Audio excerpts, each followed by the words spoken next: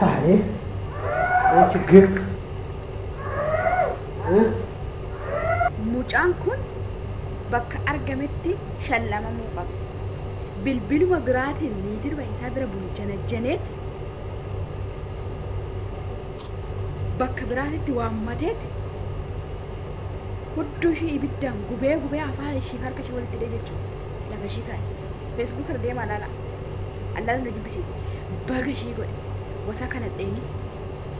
Egaa akkuma argaa jirtan jetti tanaa obboloota koo namoota lama ta'anii yeroo hojjetanitti jechuudha.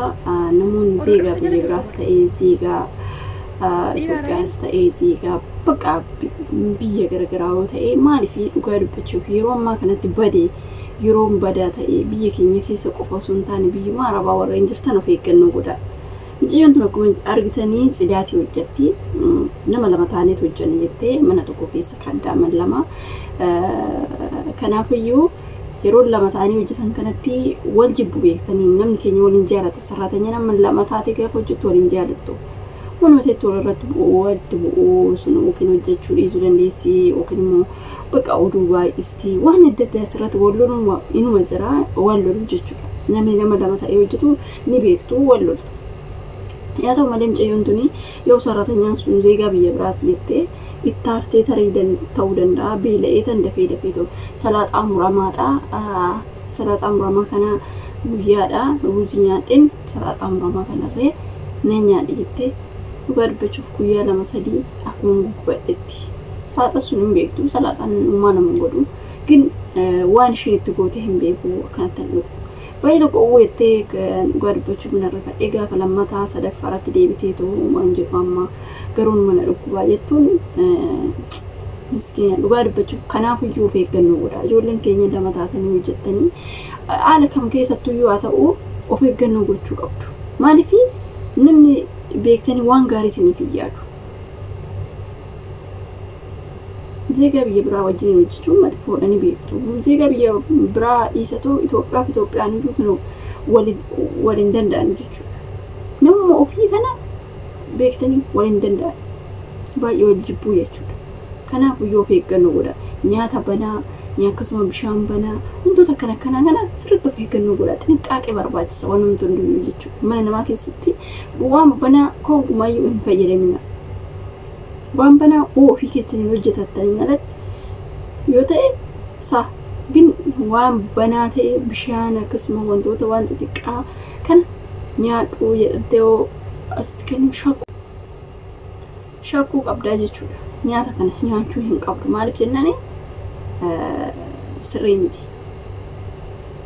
Fakkeenyaaf amma dhugaa dubbachuu fi maal seetanii ijoollee lamatu Dubaay keessatti nama lama ta'etu hojjeta. Yeroo hojjetan kan Itoophiyaadha beektanii Oromoo fi Amaaraa turte ijoolleen tun. Baay'ee tokko walloltii baay'ee tokko waa'ee biyya keessa politikaa kana walitti taasifti.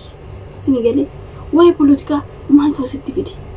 Waa'ee biyyummaa jira waa'een asumatti.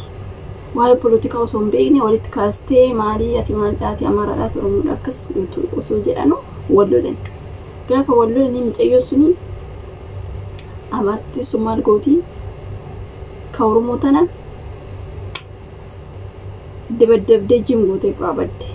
Yeroo kanatti namoota beeku awwala jeessanuyyuu hin jiru jechuudha. Kanaafiyyuu seekaa biyya biraa ta'ee an Itoophiyaa ta'ee nama lama taatanii walii galteen hin jirre sirriitti xinqaaqee godhadhaa. Ishiin nyaata hojjetti gaafa ta'e nyaata sanirree kan isaan nyaatan jira qophaa'isan yookiin immoo ofii keetiif dandeessi godhattee nyaachuudha malee ishiin naa kennitu waan akkasii kana hin jiru. Xinqaaqee sirriitti godhuu barbaachisaadha biyya uumaa keessatti jechuudha. Namni waan gaarii siif yaadu beektanii akka ati yaaddutti yaadu. Sammuun namaa akka ati nama sanii yaaddutti yaadu waan ta'eef kanaafuu xinqaaqee godhadhaa. Sinin jechuun jaaladha obboloota koo. Maal jechuu barbaaditanii mucayyoo namaa jettuni baay'ee takka dhukkubsattee maal taate na gubayyetti garaa koo bismaa'uma akka isheen taate dhugaa dubbachuuf akka isheen nama rarte kanaafiyyuu of eeggannoo godhaa mucayyoo tana ajjeeste maalirraa fuutte immoo ishiin nyaataa jirtu ishiitu nyaatamoo waan biqaa maaf du'a waliif yaadu dhugaa dubbachuuf garuu sammuu keessaa ijoolleen tokko sammuun isaanii duwwaadha beektanii akka ummataa kanatti kenne malee duwwaatu deemaa jechuudha. Ajjeeste ammoo maal faayidaa qaba? Kanaafuu wal jibbuun anuma boru yookiin waggaa lama wal bira teessee yookiin waggaa takka wal bira teessee wal bira deemtu kana wal jibbiti jechuudha. Kanaafuu warreen zeegaa biyya biraa wajjin hojjettan xinniqqaaqee godhadhaa sirriitti of eeggannoo godhadhaa isiniin jedha. Waan akkana kana gaafa eegsisan sirriitti of eeggannoo godhaa. Maaliif mucayyoo tana nurraa baradhaa? Mucayyoon tun duutee dhabde dhugaa dubbachuu fi mana yaalatirree dhaqe jettee kiliinis naa kennanii odoo beektanii waan akkana marmaraa minaamin odoo daftee deemuu baattee kaa mucayyoon tunis duutee jechuudha biyya ormaa keessatti. Garuu maaliif akka ta'e hin beeku.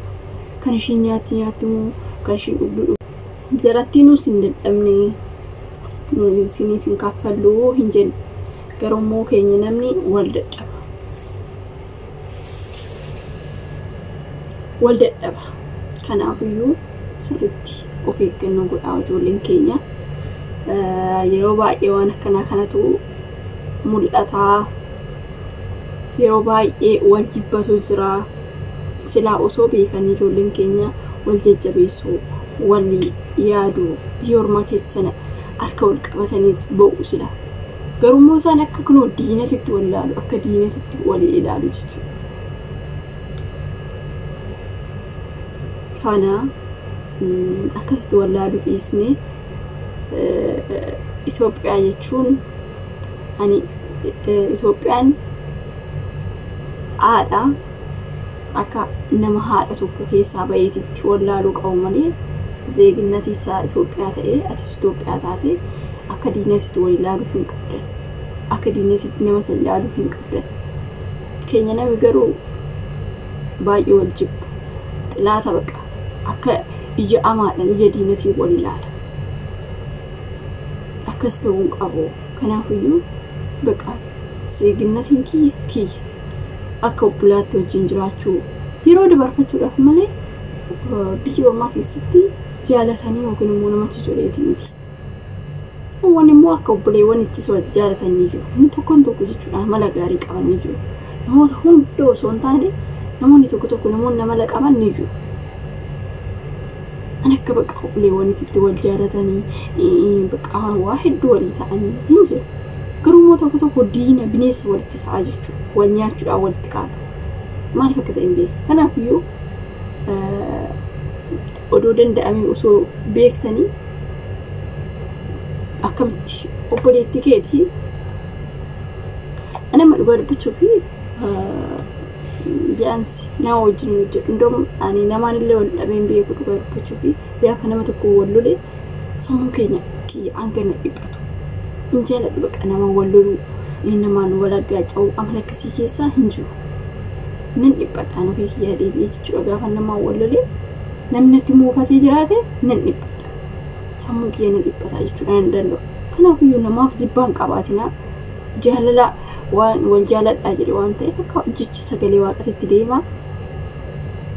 Na akkasiin jedhaa obboloota kooyi waan akkanaa kanarratti of eeggannoo godhaa isiniin jechuun jaaladha. So waan akkasiiti ijoolleen baay'een waliin jaalatanii wal jibbuu wal naafuu kanatu jira beektanii. Kanaafuu turtii gaarii qabaadha. Kanaafuu obboloota koo wal dadhabuu waan akkasii san keessaa baanee harka wal qabannee wal guddisaa waliin tattaafataa hojii madaamii ashannafachuudha malee har'a hositti mana madaamii keessatti mana namaa keessatti gola madaamii keessaa osoo hin bahin wal loluu wal ajjeesuu kifuu walirratti yaaduu waan akkasii kana xilaata waliif ta'uu maan barbaachisa. Namoonni tokko hin jiru malee ijoolleen zeeginnatiidha wal qoqqoodaa. Namni akkasii namni sammuu isaanii hin hojjetu beektanii. Akka obboleewwan itti wajjiniin taate gaafa harka wal qabattee akkamitti gola madaamii kana keessaa baanii jireenya fooyya'aa jiran kan jedhu namoota beekamne qatu jira. Tokkoon immoo waan akkasii wal ajjeesuu baqa. Mucayyoo tana hin jiru beektaa. Sammuu isaanii waa baqa waa seexana yaadu hin jiru. Ana akkasii isiniin jedhaa turtii gaarii qabaadha. Warri YouTube kanaaf immoo haaraa taatan laayikii subscribe gochuun dagatinaa. Waan isinitti fakkaate immoo koomentii jalatti yaada jajjabinaa yoo qabaattan gaafii yoo isinitti ta'ee viidiyoon keenya kana keessatti illee waan gaafii isinitti ta'e nu gaafadhaa isiniin jedhaa na gaafachuu dandeessu. Turtii gaarii qabaadhaa.